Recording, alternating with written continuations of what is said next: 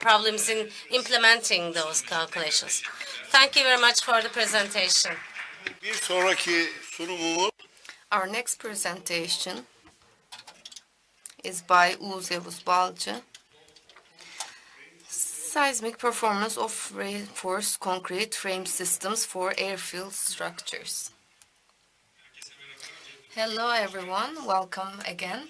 Yavuz Balcı, my name, and I've been in the private sector for the last 10 years. I will be talking about the airfield structures and the codes related to this field, and I will give you some examples from some airfields. And when I was preparing this presentation, we were working with Ahmet Anıl Dindar. In the introduction, I will be talking about the codes, seismic codes for airfields, and the Transportation Ministry put forward this code. And in the design approach for airfield structures, I will talk about some examples, and also I will give you some idea about methodology and similarities and differences between regulations and some numerical examples.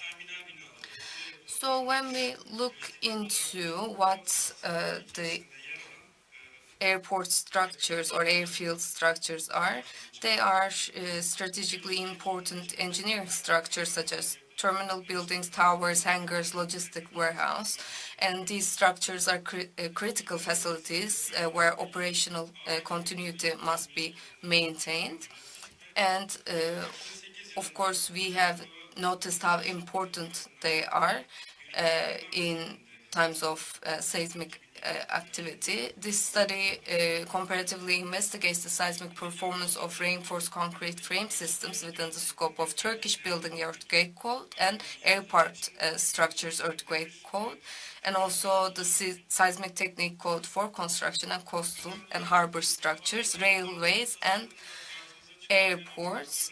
And one of the most important factors that we see here is the classification of their importance.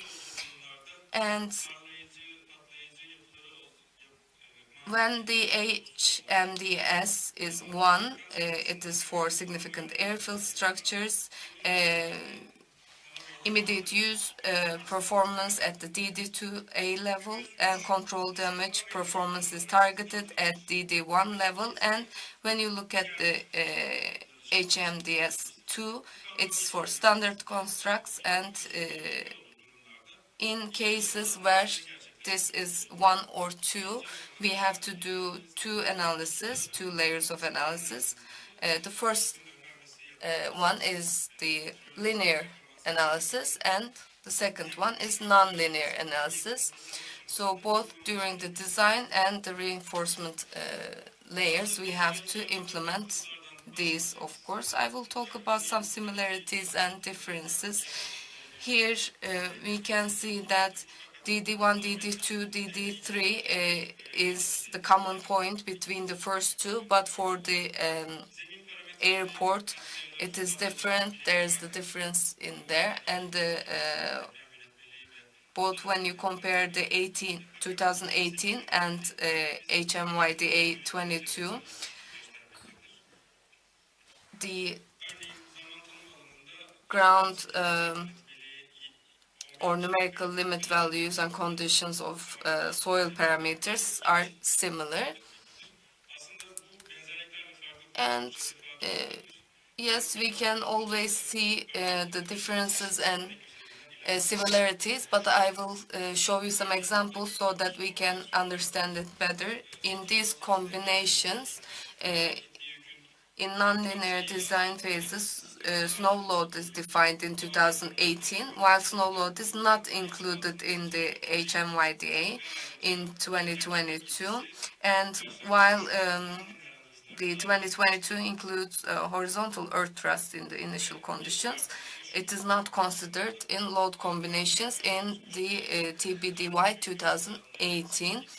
So in 2018, the coefficient for snow load is included in the 2018, but not in the 2020. And in the first analysis, the first phase analysis, R and D are considered as 1. It is expected to be considered as 1. And although the earthquake level is considered as DD3 in the first stage analysis due to ductility approach, the base shear forces acting on the structure increase approximately to 2 to 3 point times compared to 2018 for reinforced concrete frame systems. And the shear forces are expected to be under 67%, and we can see higher coefficient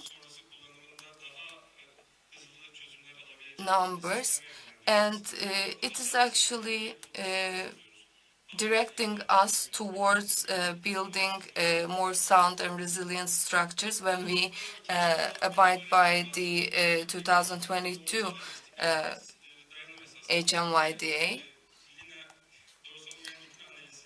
And the nonlinear push analysis, they are actually divided into two. It is defined in the code that there are critical and non-critical structures. For example, with high columns, and critical buildings include columns higher than 20 meters. And time history analysis we have to do for these critical buildings, and for the other buildings we can actually do the second phase analysis with pushover analysis only.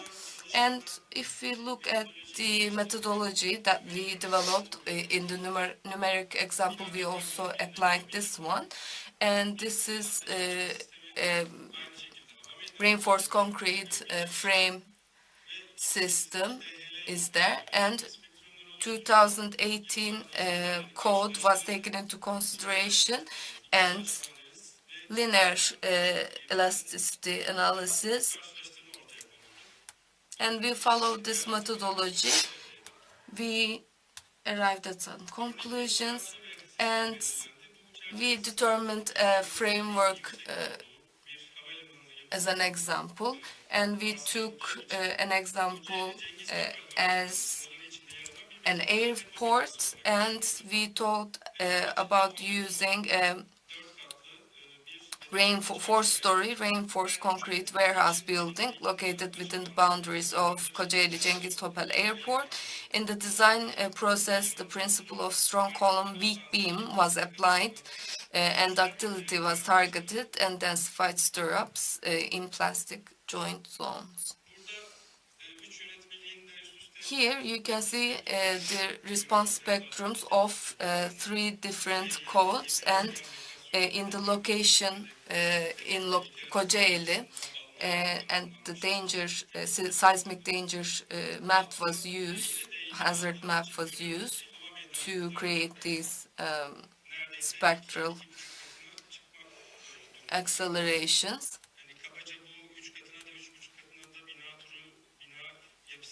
And according to the structure of the building or the mass of the building,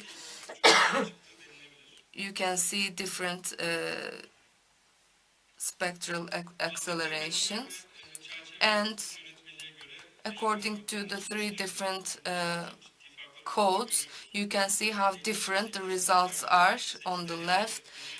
When you compare 2018 DHL and 2018 TBDY,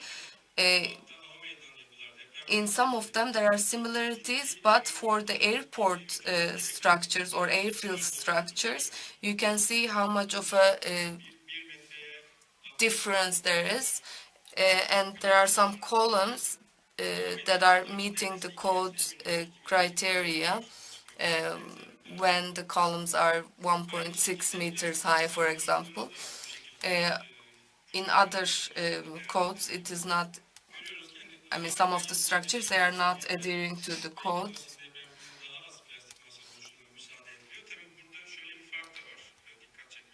And There are different limits between these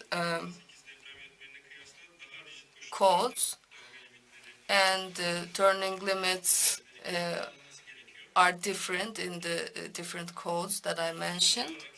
And as a result, we can say that for all these three codes, they fulfill the required performance safety criteria. However, with the airport or Airfield code of 2020 increases the functionality of airport structures with higher strength requirements and two-stage performance target.